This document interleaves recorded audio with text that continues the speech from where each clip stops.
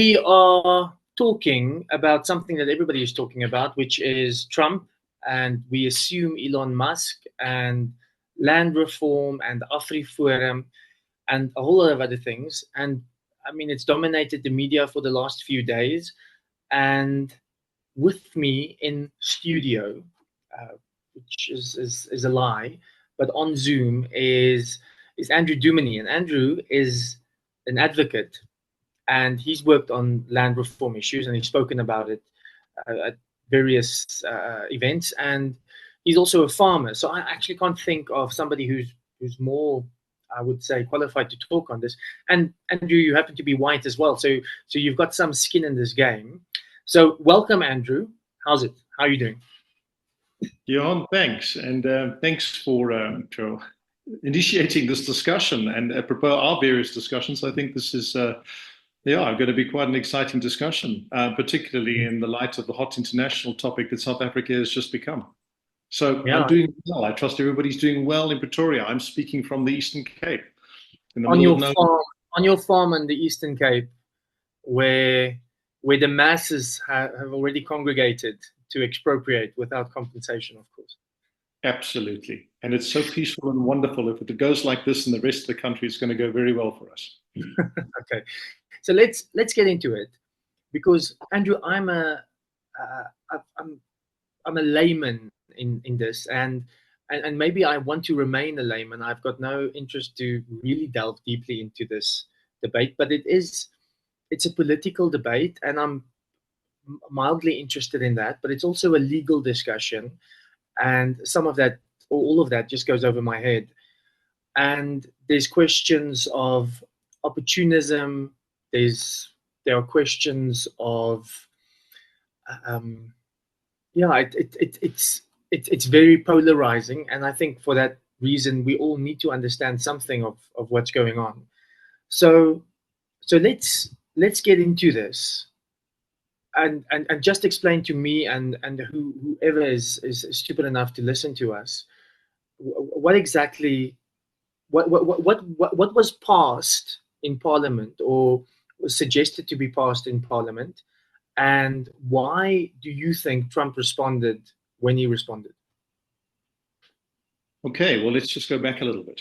So the whole issue of expropriation and discussion on expropriation has been taking place for a long time in South Africa.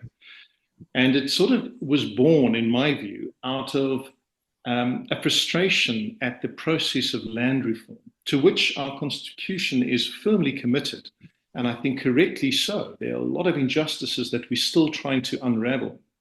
But the process that land reform was following was bound by the old Expropriation Act 1975 and falls under the Constitution. And there was a lot of frustration at this process. And unfortunately, land reform is in its very nature a slow process. You go too fast, some people say you're going to destroy everything. You go too slowly, you're going to just have pent up frustrations that people won't be able to deal with. So it's a very difficult process to deal with. But coming out of the Mbeki era into the Zuma era, we saw a lot of frustration at the slow process of land reform. So people started talking about how can we do it faster? And of course, the extreme right was saying you shouldn't be doing it at all. And the extreme left says nationalize all the land. This is where we have to go. And that's been the cry from the extreme left for a long time. And that's been a concern for many people as we've been going along. So our president was caught in a tricky situation, I believe, the former president as well, in saying, well, how do we deal with this? And people were saying at one point that the frustration and the bar to proper land reform in the country is the Expropriation Act and the Constitution. So the talk then was, let's amend the Constitution. Let's amend Section 25 to make provision for expropriation without compensation. And immediately we had the pushback from senior ANC people like Ronald Lamola, who was then the Minister of Justice, and he was saying it's not necessary to amend the Constitution to do this. Even Deputy Chief Justice Dikgang Moseneke was saying it's not necessary. Senior people in the ANC, even LB Sachs, were saying you don't have to amend this to achieve a position where you could have expropriation without compensation, which sounds really, really interesting. And so we had the big debate about amending the Constitution. and the constitutional amendment did not go through. So what did the ruling party said? Well, we've got to try to address this somehow, and we need to address expropriation, and we're going to go back to the 1975 Act, and we're going to rework the Act, which is what has happened now. And I think that the 1975 Act was very archaic and didn't make provision for any of the constitutional norms, and had processes that were administratively unconstitutional and had to be redone. So we have a new expropriation bill that was passed by Parliament, and then our president signed it into being, into effect at the end of last year. And that's where everything starts unraveling.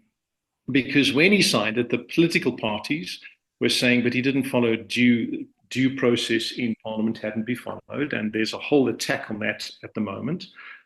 From that level. But others were saying, but this is unconstitutional, in particular the two clauses that provide for the nil compensation in certain circumstances. And that's what everybody is upset about primarily. There's some other issues as well about that. And the new Act, the 2024 Act, makes provision in certain circumstances for nil compensation in the event of expropriation. That's what the big fuss is about. So, Johan, maybe we should start. Yes. And you think, Andrew, that there are cases where nil compensation is okay? You're sort of sympathetic to the clause. Well, I think the starting point, and yes, I must answer, I think there are circumstances where nil compensation might well be appropriate. And I actually think that my personal view is that the Constitution may even allow for it. I think the people who've been saying you don't need to amend the Constitution, you could have instances of zero compensation, are correct. But let's just go back. Expropriation is a horrible word, swear word to many people. Expropriation is known worldwide.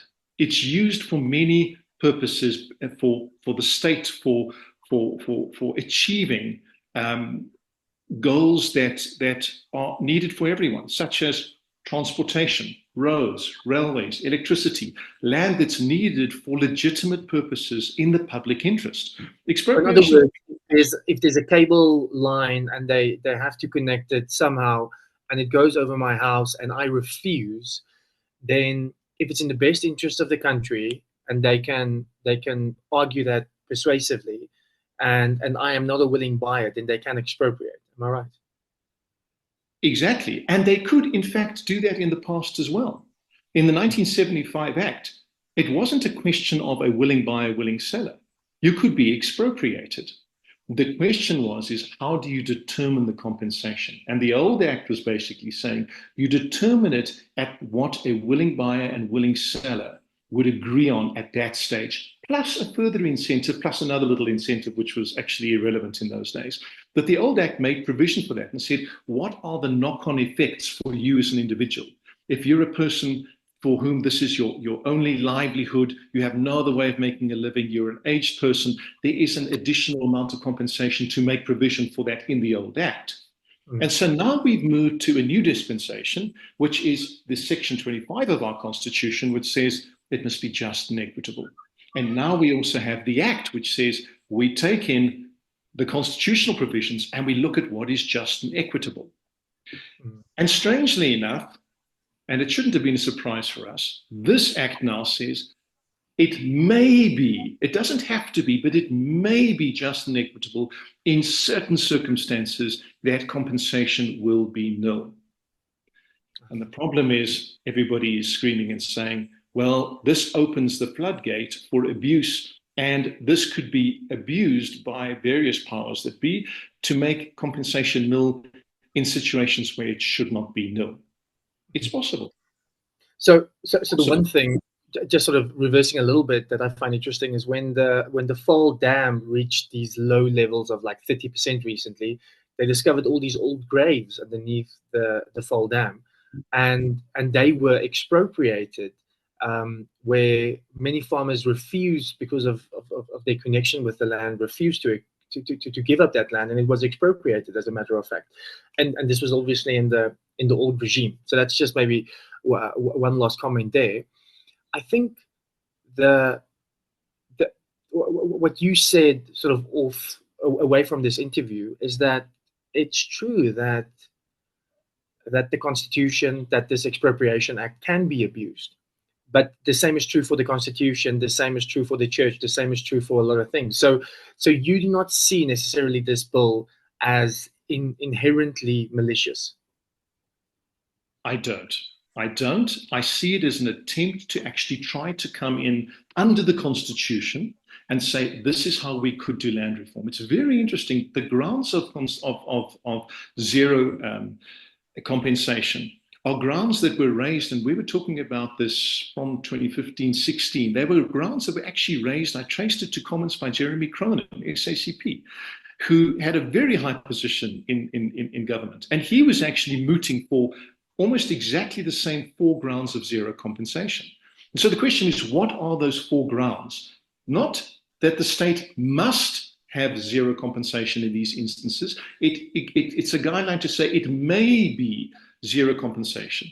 And the first one, I mean, it's sections 12.3 and 4 that deal with it. And section 12.3 says it may be just and equitable for nil compensation to be paid where land is expropriated in public interest, having regard to all the relevant circumstances, including but not limited to. Now, this is where it gets interesting, including but not limited to. So there could be others, but they say these 4. So we're going to look at these 4 classes.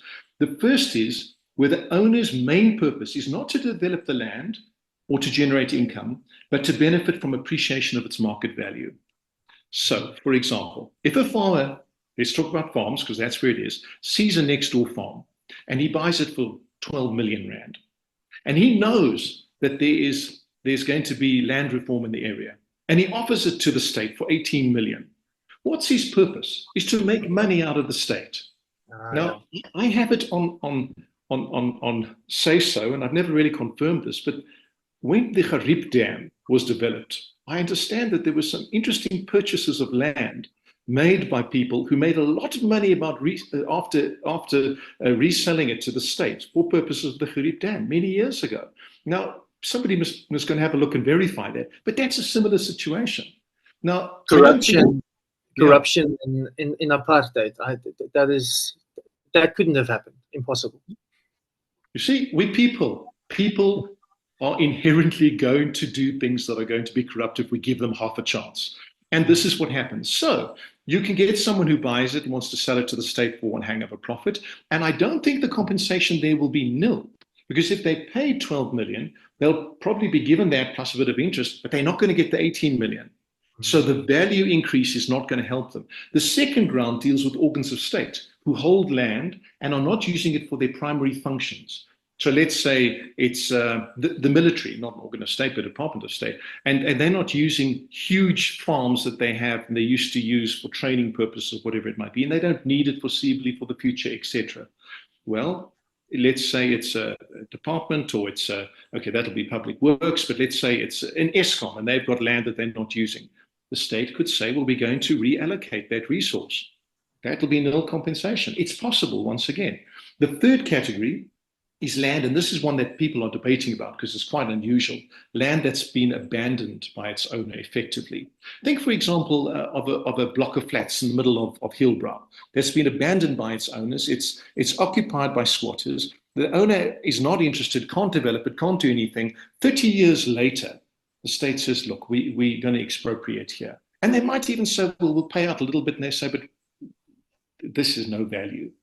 And that's a situation that you've got to deal with on the circumstances and have a look at it. And the fourth ground is where the same people who are very excited about, not excited, but rather triggered by the possibility of land reform and expropriation without compensation in the rural farming areas are also very outspoken about these hijacked buildings. So on the one hand, the thing that they want the government to do to try and restore the inner cities is the same thing that they are fighting in the farming sector. I think we've got to look at our country and say, what is the best for our country? And not say, how can I protect my interests and my potential interests as well? But bearing in mind as well that there are people who are going to be taking a chance here. If you suddenly have a land invasion and people say, well, we're going to invade land because now we can take it without compensation, that's completely incorrect. That's not what the bill and the Act now provides for. The Act has very good mechanisms that are much better than the previous Act, by the way, much better mechanisms that are far fairer in approaching compensation and expropriation. But where you have an instance of people taking a chance and saying, well, the state has opened this up to us, we can go and take the law into our own hands, the state must be seen to be acting very strongly there. The authorities should be saying, well, this is trespassing. You've got to follow the provisions. You cannot take the law into your own hands. And that's the fear that everyone has. And I think to some extent, an expectation may have been created in certain people who don't understand the process, who are saying, we can take land wherever we want now. That's not what the Act says. That's clearly not what Ramaphosa has been saying all along. And that is an impression that's being created that I would say opportunistic people will act on. And where that's happened, I think organizations need to come alongside landowners and support them and say, listen, how are we going to stop a land invasion? And there are mechanisms to do that.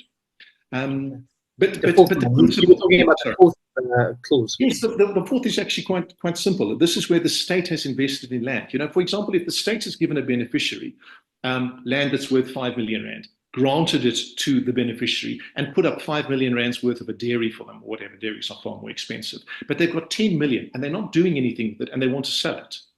They didn't do anything for that. The state could say, well, we're going to take it back. I don't really have a problem with that in that instance. The issue is that these four categories, and there's a fifth one in section 12.4, which basically, for purposes of labor tenants who are on land, and labor tenancy is not a major issue in most parts of the country. Parts of KZN, a big issue, but most of those have been resolved by now, where that parcel of land can be expropriated without compensation. Doesn't have to be, but it may be. And the labor tenancy cases where I've been working with them, it's not happening, and it hasn't been happening. The state will be compensating or providing alternative land that they purchase for those labor tenants. There are instances where that's been happening. That's the tendency. So these 4, maybe 5 grounds are instances, but it's not limited to that. But it's under the protection of the Constitution, which has its starting point as there must be compensation. And there are various factors that the state says we must consider. So this is not a blanket expropriation without compensation. Our Constitution and the Act make it very clear there must be just and equitable compensation. And each country has a different regime on that. Various countries they use terms like full compensation, or they will say fair compensation. We say just and equitable. I think they mean much the same thing. People should not have their property taken away unfairly and without value given. That is the general position. A certain individual shouldn't carry in his personal capacity the burden of funding the state to achieve public purposes. That's the general principle. And I'm convinced our high courts and our constitutional court are very protective of the rights enshrined in the Constitution. I'm convinced they're going to be protecting those rights. But we have to guard against, I would say, extremism and the big fight. So maybe we should come to what's happened now in the last few statements from across the sea. So would you say, let's before we go overseas, let's just talk about our friends at AfriForum. Were they opportunistic in how this thing is framed and how they've lobbied Trump, etc.? Do you think they are mistaken? It's very difficult to comment. I have a huge respect for AfriForum's work, by the way. I think they've done some incredible work. But I think that there are people who would hijack any process. They could hijack the AfriForum process, they could hijack the president's process, and they could even hijack what Trump has been saying and what Musk has allegedly been saying. So there's a lot that we don't know. The issue that I think is relevant and important to say is to say that if there is opportunism and there are people who are taking advantage of the situation to facilitate land grabs, and we've had some of them in the past, then the fear and the concern is correct to say, listen, we've got the act, we've got all our protections, but it's not enough. People are going further than the protections we have. Then I think there's reason to be concerned. I personally am not concerned at this moment, but I am concerned when I see people taking the law into their own hands. Now, if we have a rise of that, we need to be very careful. And perhaps AfriForum's words and what Trump and Musk are trying to do say, listen, you better stick to your constitution. And I don't think they're wording it very wisely at the moment, in my personal view. But just simply to say that there are terrible things happening in South Africa is very alarmist. And to create the impression that white farmers are being driven off land by masses of armed people, that's a sort of impression. And remember, we're in an impressionable country because of what happened in Zimbabwe. And there are real agonizing cases from Zimbabwe. People lost their lives, lost everything. And it has had a huge impact. And everybody's saying, please, not as Zimbabwe, not as Zimbabwe. We can't do this. And we're all saying we can't do this. But Constitution, the Act, are only as good as the people protecting it. We can tear it up. In our discussions on land reform in the past, people have asked me, what's the worst case scenario? Say civil war and we go to bloodshed. That is a worst case scenario. Constitution can't protect you against that. But we trust and pray that that's not going to happen. And we're working towards that, where we've got to trust people and say, come on, let's work in good faith for the better result there. And I don't think this is unduly optimistic, because I think we've seen over the last 30 years a huge amount of this. So Andrew, I know nothing about the legal profession and how to understand the clauses and the amendments and the acts, etc. The one thing that I have studied a little bit is a phenomenon called a moral panic. And there are many manifestations of moral panics, from the witch hunts in Massachusetts, I'm not sure, I think 18th century, the moral panic around the rooi gevaar, the red danger in America, and the rooi gevaar here in South Africa, the swart gevaar, the moral panic surrounding that. And then in the 1980s, the satanic panic. So people were very concerned about anything that they couldn't explain, and they just put that at the door of some sort of Satanist activity around the country. And I think there's a moral panic on both the white side and the black side. So for black people, they interpret all events, I'm saying black people, generalizing, obviously, interpreting all things as this is just another manifestation of this white supremacy.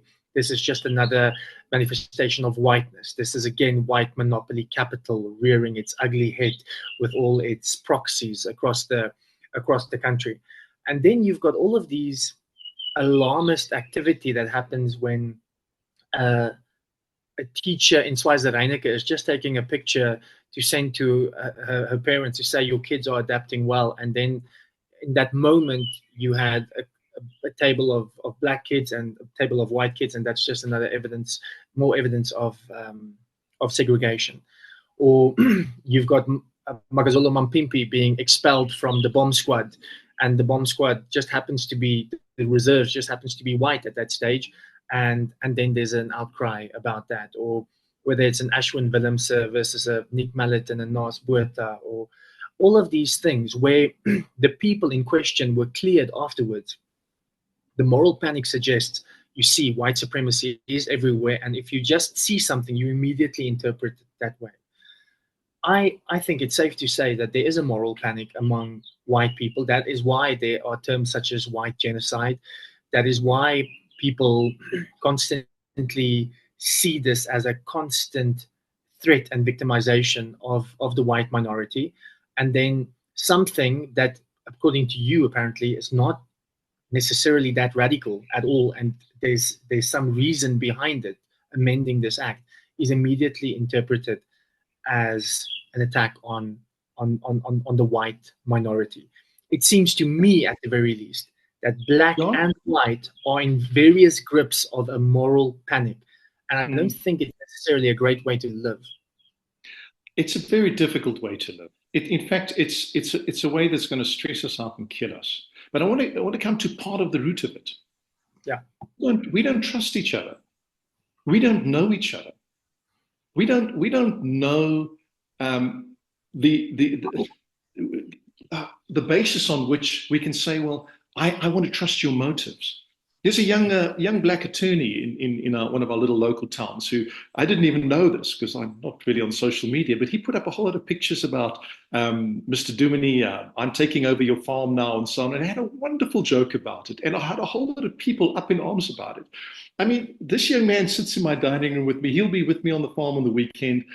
He's like a son to me in my home. He considers the way people are reacting to be absolutely ridiculous. And in fact, he's stoking it because people are so terrified of it. So he's taking the mickey out of it. But this man, I can trust with my life. He's spent for the last 13 years, he's been in and out of my home. So the question is, when we have these discussions, do we actually know each other?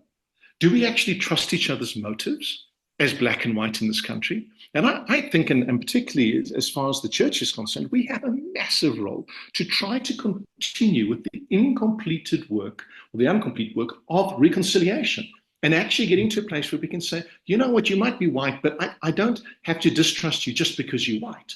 I don't have to mistrust you just because you're black. And there's a lot of that going on as well, where people are saying, well, we're judging and we're prejudiced because of this. And that is feeding into this, and that is fueling it, which is very, very sad. If we can get to a place where we can actually say, well, we know one another. I trust your motives. I've worked with a place recently where I've worked with some black brothers where I can tell you I can put my life in their hands. And I think you have the same position, Johan. And this is where I think Beter Eintjes has done such great work of building those bridges and actually saying, listen, here we are. Because that's where we have to find what we need in common with one another, particularly as Christians. In the church, church has a massive role to play here. Saying, okay, this is where we are. Are we fallible? Are we going to make mistakes in the process? Absolutely. Could we end up as a Zimbabwe? Absolutely. Constitution is just a piece of paper.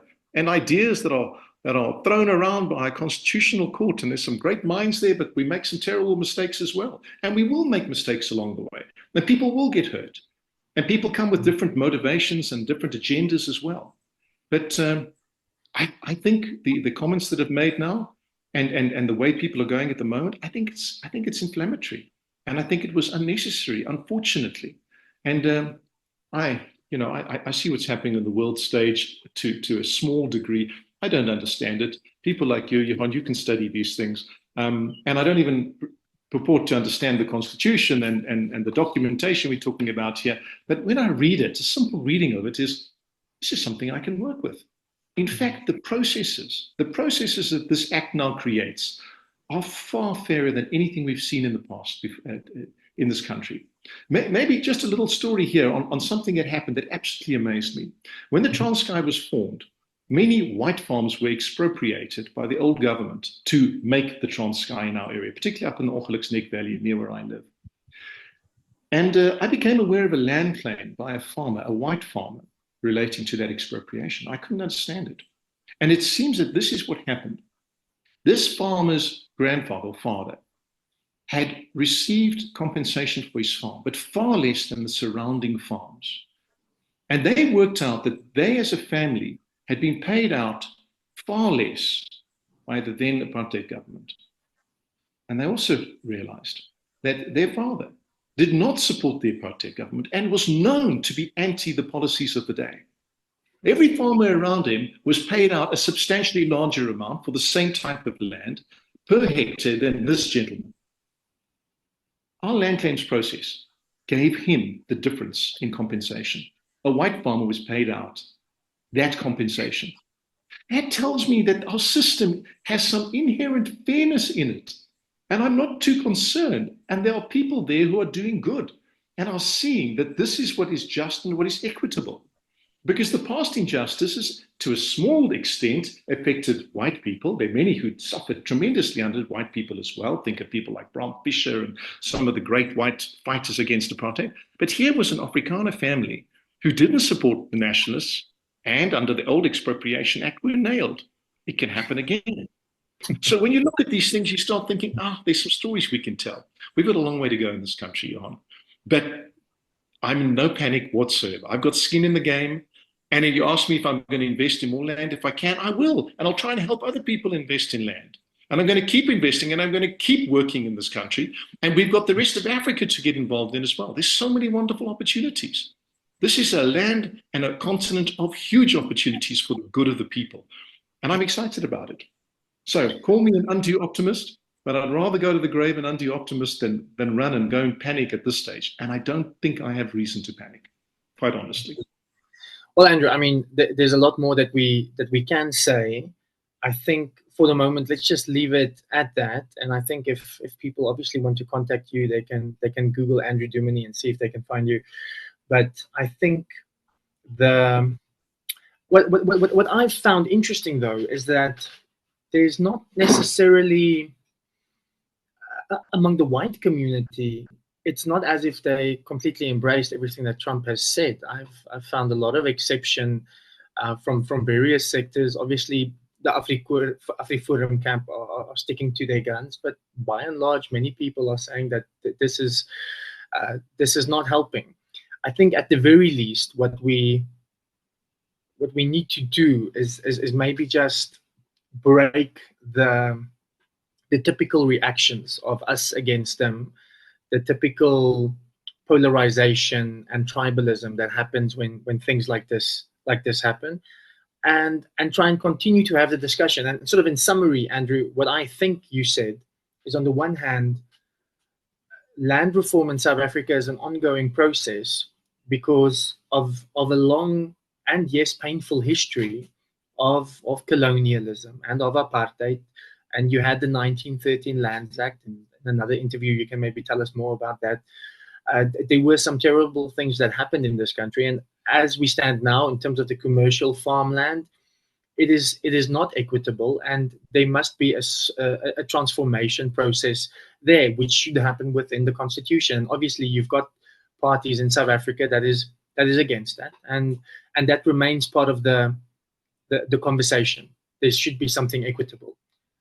What you also say is that the way that you understand the current amendment is something that is not necessarily appealing to the far leftist, and although it can be abused by them, you do not necessarily see it as an imminent threat. And we have all of these things that we need to hold in tension: land reform, the ongoing process of land reform, to do it within the constitution. And to hold these two things in tension is going to be what we're going to talk about for the next few years. Am I getting it? Yeah, you're getting it, and yeah. In fact, just a correction. So it's not just an amendment of the Expropriation Act. The whole old act was repealed. We've got a whole new act, which I actually quite like. Stop amending old pieces of legislation that you're trying to patch and fix up here and there. Come with something new like this. I'm quite impressed at how this whole thing took place. And there might be clauses there, these clauses of putting in nil, our constitutional court might frown on. I'm not convinced that they'll necessarily declare them unconstitutional. I think there are going to be a lot of fights still in Parliament and in the courts. And possibly our president did jump the gun, and maybe he should have referred it to the Constitutional Court for assessment before he signed it. I think that would have been a little more reasonable, if you ask me, in my view. So there could be a few more fights. And just a last note on Trump and the comments from Musk and so on. The fact that there's a bit of a spotlight on South Africa gives us a good opportunity for introspection on both sides. Because if there are people who are saying, let's take the opportunity and grab, then maybe the spotlight should be on them to say, don't. And if there are people who are saying, we are not going to do land reform, and we hate, and we want us and them, and we want to fight, let the spotlight be on them. So I welcome opportunities for discussion like this, because I think we can seize the moment and say, okay, we don't all have all the knowledge all the time. And I don't think that people in the States always have the knowledge of what's happening on the ground. Sometimes we don't even know what's happening on the ground in South Africa. But let's seize the opportunity, and let's embrace it, and let's engage. And let's see where we can get to with this. The problem is we haven't finished our land reform process, and we actually have to, and we must do it maturely and properly. And there are many problems with it, but I think we're getting there. I really think we're getting there. Another discussion for another time. Another discussion. Andrew, thank you so much. I'm I'm looking forward to the YouTube comments that's going to suggest that you are paid by the ANC and that you are just a pink liberal or just a white supremacist landowner. I think you might get both of them, which is which is fairly interesting. Andrew, thanks, and let's continue the conversation. Thanks for clarifying some things, and yeah, all the best. Thanks, Johan. I've enjoyed the chat.